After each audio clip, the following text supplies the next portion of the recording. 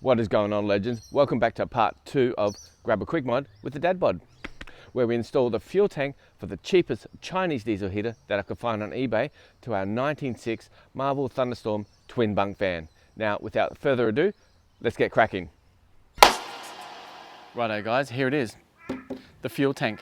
Now I've opted to go with the 15 litre over the 10 litre because, like what my wife tells me, bigger is better. But what like I tell my wife, it's not how big it is, it's how you use it. And it's coming up to winter, so we're definitely going to use it. Now, with great fuel tanks comes great responsibility to actually try and fit it.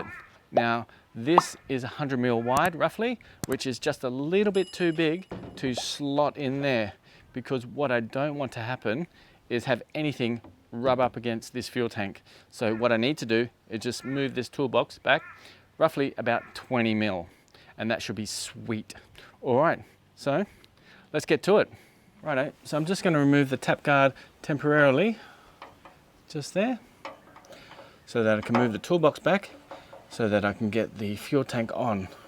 And then I'll put the tap guard back once it's in place.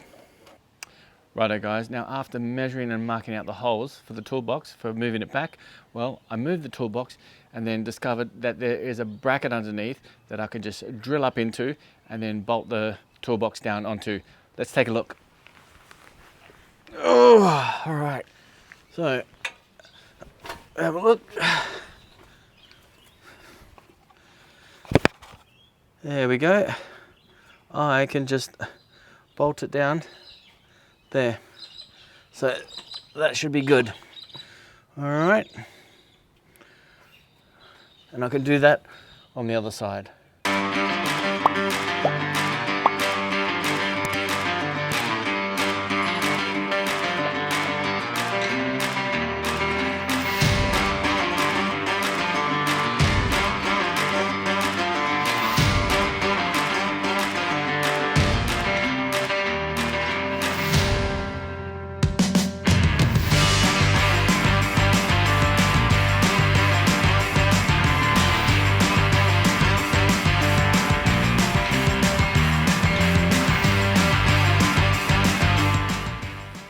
Righto, here we go. This is where I'm going to place the fuel tank.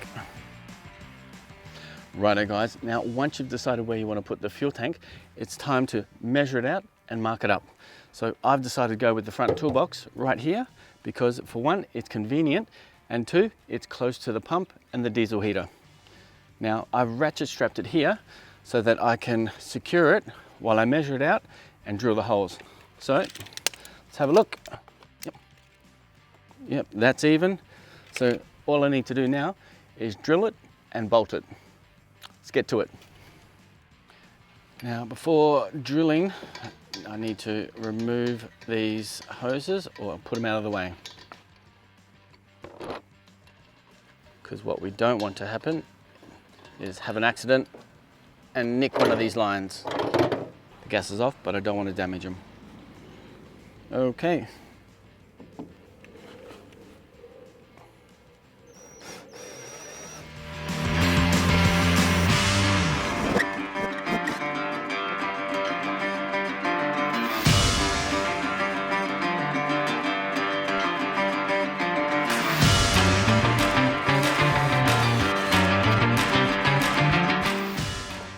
Oh look, another Dulux rebuild. So you probably noticed that the tank is now black. So I've done some research on the old Googles and found out that UV irradiation can degrade the diesel. And plus I've checked on a lot of the forums and a lot of people have been painted in black because of that reason. Now, what you need to do is you've got to get this, your fuel line connection, and you need to insert it into here from the inside. So that's going to be a bit difficult, but there is a way. Now what you need to find here is there's a couple of raised spots on the tank where you need to drill in. So get your drill it in, make sure it's the same size as the fitting here. Okay, let's get to it.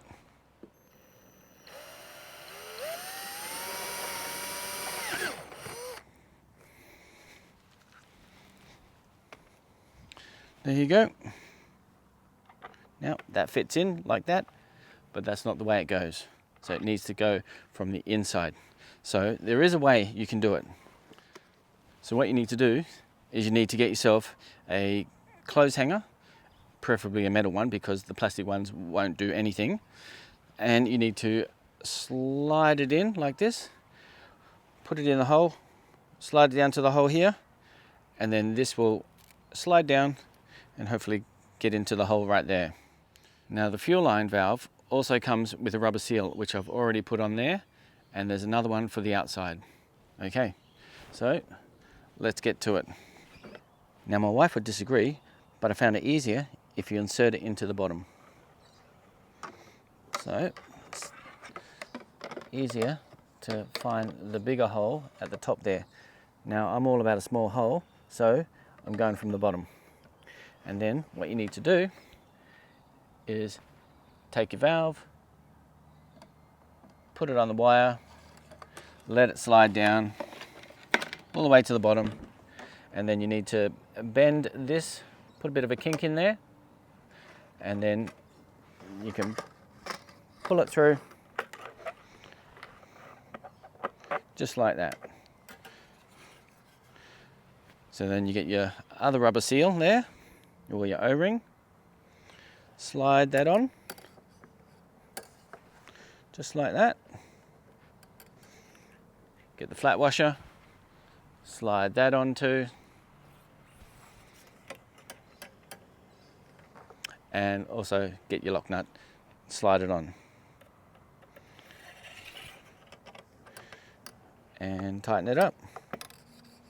Now that's why I put the kink in it, so you can pull on it and it's not going to go anywhere.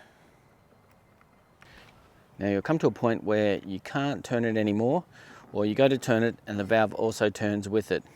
So what I've done is I've used some of that adhesive insulated foam and put it on my multi-grips so that I can hold the pin without damaging it and then be able to tighten it up.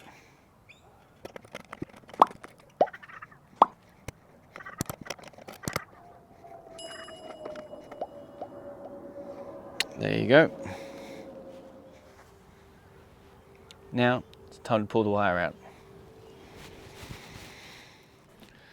Now that the valve is all on, time to secure it to the van. Now I think it'd be better if I put the bolts from the inside, so then there's nothing that can catch it when something's on the slide.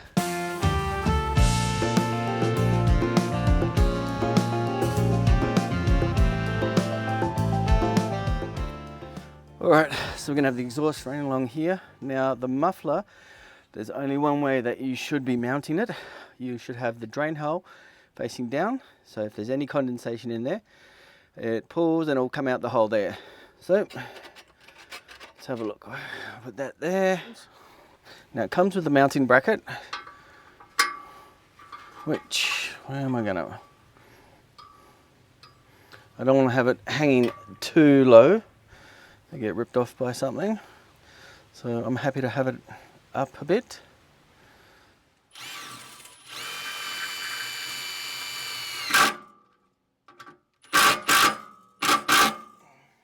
Righto guys, now we just need to run some 12-volt power to the diesel heater. Now it all depends on what kind of van you have and how you've set it up and where you've located the diesel heater, but you can either do it two ways. So if your heater is on the opposite end of your van and you want to get power straight to your battery monitoring system, which is on the other end, well, you could either drill a hole in the floor and run it up, put some conduit on it and protect it and run it back up, straight up. Or you could do what I'm going to do is navigate it through the spaces in the van. So that's what I'm going to do. So it's going to go through this tunnel boot here and straight to the battery monitoring system. And this way, I guess, if it's not going through the floor, then there's no chances of any rocks or anything hitting up onto the cable and damaging it. All right, so let's get to it.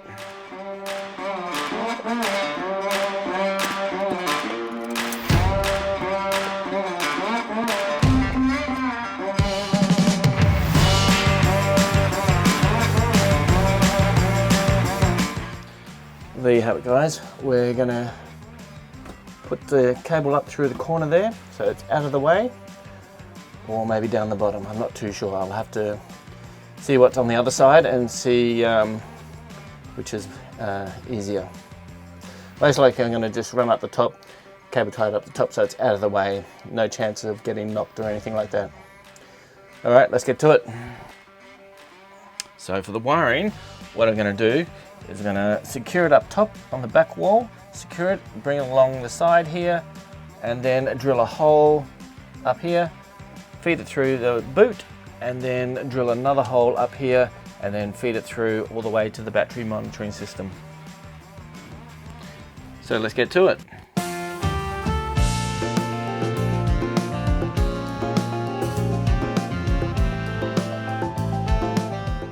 Now, as you can see, there are a lot of practice holes, just like it is prior to finding your one true love.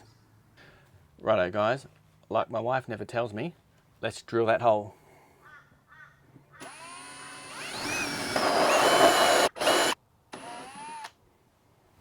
There we go. Now, just like the old wifey, this hole is perfect. Look at that, beautiful. Now, as well as installing a kill switch or an on-off switch for the diesel heater, I've also installed a couple of ventilation holes so that there's a bit of ventilation and air intake for the diesel heater. And I picked those up at Bunnings, but you can pick them up at any general hardware store. Righto, time to install the remote. Now I've measured it out thrice so that I don't have to cut twice. Well, I'm drilling a hole, so hopefully I don't have to cut twice. Let's put some tape down to help protect the melamine. All right, moment of truth. Look at that, perfect. Now, that remote, now that should fit in the hole. Now it's time to drill it on the inside so that we can hook it up to the harness, which is fed through under the drawer.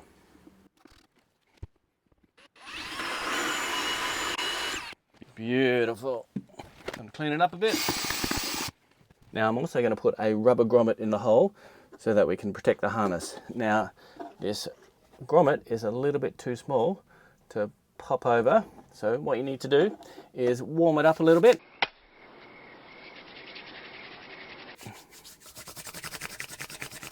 A little bit of friction.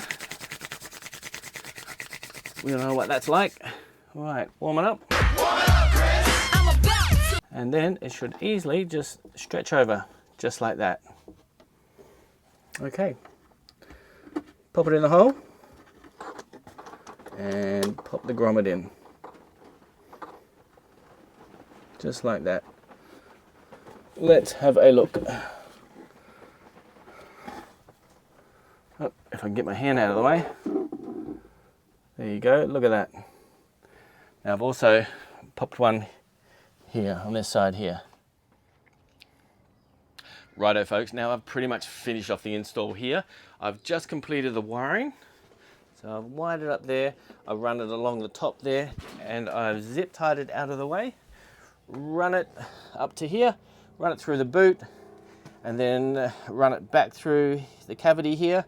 And then I've actually wired it up to a relay switch and button so that we can get a visual of it being on and off. Red being very fitting. There you go. Now I've done this just for, I guess, emergency situations. So if you ever need to cut the power straight away, push that button and it cuts it. Hopefully that doesn't happen, but you never know. I always like to be over precautious. Anyway, let's go and fill the fuel tank so we can prime the line. Let's go. All right, time to fill up. Looks like Polaire is out today. Anyway, so I've got myself 15 litres exactly on the Bowser, so we can check to see if the Bowser is out or the tank is out. Anyway, let's get to it. Bad boys, what you wanna do when the police are coming for you. Time for a diesel pie. I mean, let's fill her up.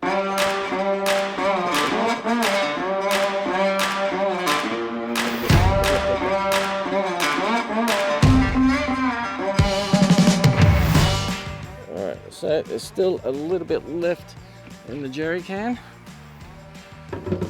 So whether I got a good deal at the Bowser and got more than I paid for, or it's not a 15-litre tank. Either way, it's still bigger than 10. So let's get that all tied up. Let's start learning how to prime. Optimus Prime. All right, so it's time to Optimus Prime this thing. Now, this is going to be different to some other models here, but I've figured out that you push the up and down arrows together,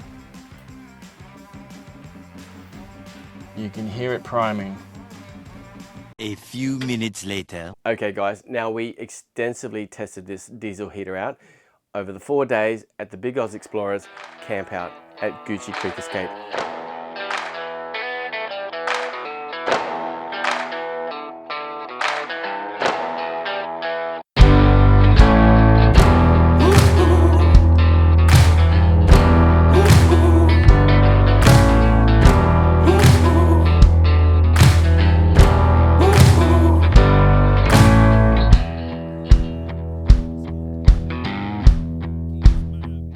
Now, that thing blew more hot air than the wifey's Dutch oven, which does help you in the cold because, well, the Dutch oven knocks you out and you don't feel a thing. But anyway, other than that, the diesel heater worked a bloody treat. Now, the other test we need to do is to see how much it actually draws. So let's go and check out the battery monitor. Okay, let's have a look. Whoop. So at the moment we are drawing 2.2 amps with the fridge running, and we have these lights running, and that's it. 4 lights and that's it. So we'll turn it on. I can keep that straight, bend down, turn the main switch on. Okay, so I've turned the switch on. Now the remote control should light up, which we'll go and check. So it's gone up to 2.4 amps. We've turned the kill switch on and the remote control is lit up. Now I do recommend not to turn it straight off if it's running. Do let it do the cool down period. Now we did run out of battery power the last day. It went from 50% and then everything just shut off, which scared the crap out of me. I mean, not initially because I wasn't there. I was up filming with the drone and trying to get the sunrise, which was a bit difficult because of the fog. But if I flew it up 120 meters above, well, I could get the sunrise. Anyway, digressing, the diesel heater started to smell a little bit inside the Caravan here, and then I thought, oh, hopefully it hasn't like damaged it, which I don't think it has. I jump started the lithium back up via the car and then ran it, turned it on, and then switched it back off straight away to do that cooling down cycle, which I think has saved it. Then I tested it again last night just to be sure, and it seems to be running fine. Well, initially it started running on like high, which I thought that's a bit odd, even though I've got it down on the lowest. But I think maybe because there might have been some extra diesel left in there from when it was, you know, shut down straight away. So it must have been burning that off. But now it seems to be working fine, so all good, fingers crossed. So let's get to it. We will, I'll get the remote so I don't have to stand there, push the button, and then come back over here. So let's turn her on. Let's get the camera set. Okay, so we're drawing 2.2 now. Let's turn her on via the remote. You can hear the fan going a little bit. Now the fan's going quite low.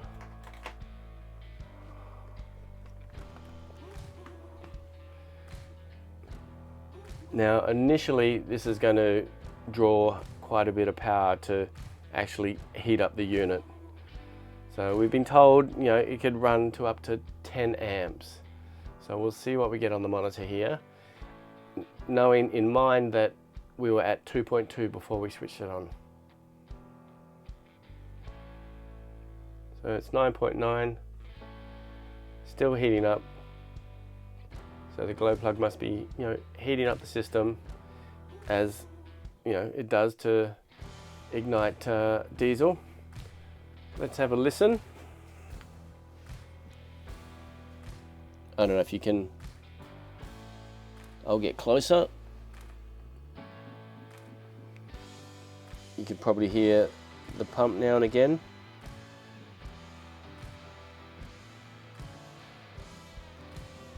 So it is now starting to pump the diesel. Let's have a look. It is on setting 3. Now it always starts on setting 3, which we've never needed it at that high anyway. So you can always turn it down. Obviously the higher it goes, the more it pumps, the more power it uses. So let's whack it down to 1. There we go. Okay. So at 3.8 amps, doing its thing again where it's running fast. But I think that's just the startup.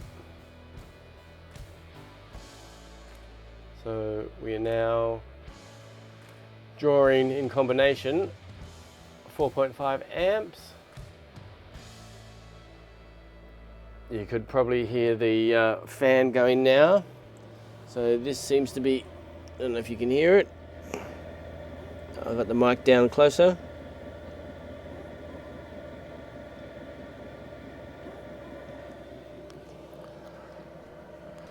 So what I think it's doing, because it accidentally got shut down without doing the cooling down, it's firing up faster now, and then it should settle down and go back down to the setting that you choose, which we've done at setting 1, which is the lowest. All right then, now can you hear the pump?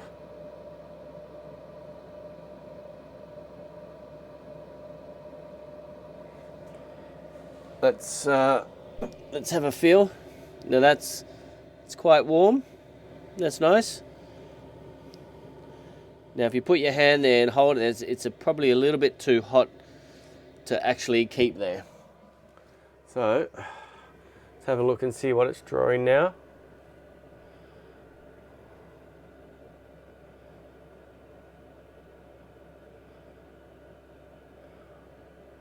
So taking account that it was at 2.2 amps before we started it.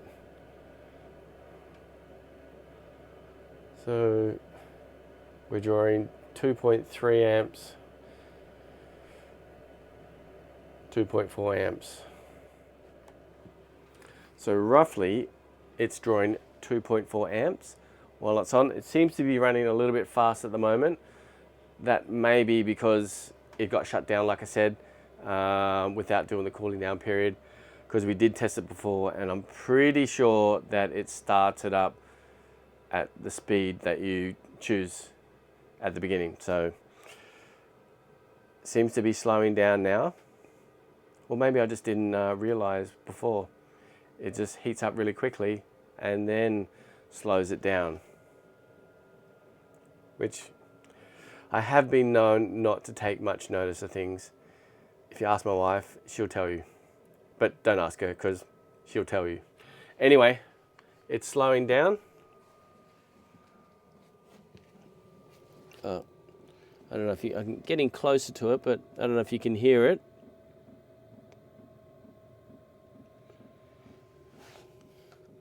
Now that is hot. I can't keep my hand there. It's too hot. So let's have a look at it now. It's slowed right down. So from 2.2 amps to 3.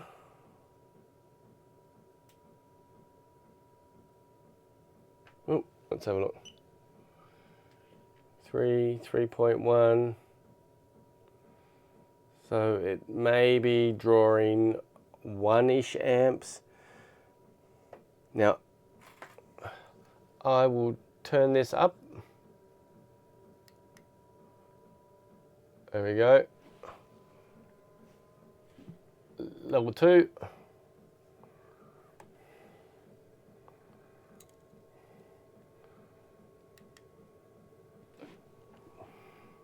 Level 3.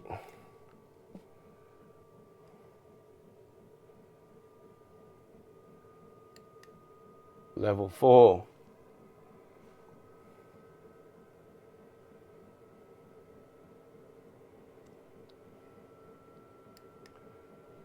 Level 5.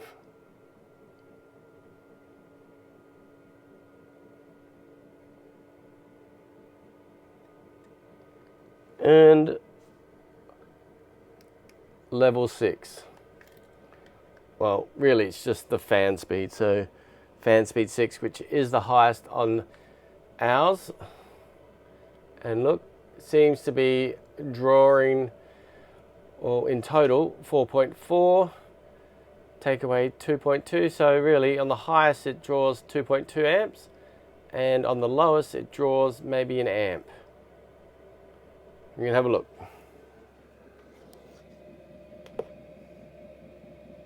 Now I have insulated the fuel pump box, so hopefully, well, I haven't got anything to compare it to. Maybe I'll take it out of the box and see how bad that pumping ticking action is. But I'm still working with other ideas. I've got some insulation foam that I've got in the box. You can still hear it. It's a noticeable tick or pumping sound. So I'm gonna just play around, maybe get some of that dead mat or whatever it's called that you put in cars. See if that makes a bit of a difference. I'll have to try and find some. Probably Super Cheap's got it. And then I'll replace it, put it in that box and see if it makes a difference. But other than that, you can't, like, the diesel heater itself doesn't make much noise. It's more the fuel pump, which walking around some of the campsites, you know, you could still hear some of the pumps going first thing in the morning. Unfortunately, there were a few vans and some tents that had no pumping going. Well, other than the obvious, but the diesel heater one, that wasn't going because they didn't have diesel heaters. And when speaking to them, they said, yep, that's their next mod. They're going to put a diesel heater in. So I'm glad I did. The wifey was glad. I mean, the only pumping that we got on the weekend was the diesel heater pump, fuel pump. So, but we kept warm. We had a good time. And yeah, I'll come back with you with the insulated box and see if we can eliminate that noise altogether. Though I have seen online that there are some pumps, they call them silent pumps or quieter pumps for the cheap Chinese diesel heaters. So might give that a go. I mean, this unit was only $127. And that was including postage. So if I spend a little bit more on a quieter pump, I mean, it's still pretty cheap. Pretty cheap. Very cheap, pretty cheap. Anyway, and it was that cold, I might have got a little bit of a chill walking around in the morning trying to get some vlogging footage and some sunrise. But anyway, that's for another story.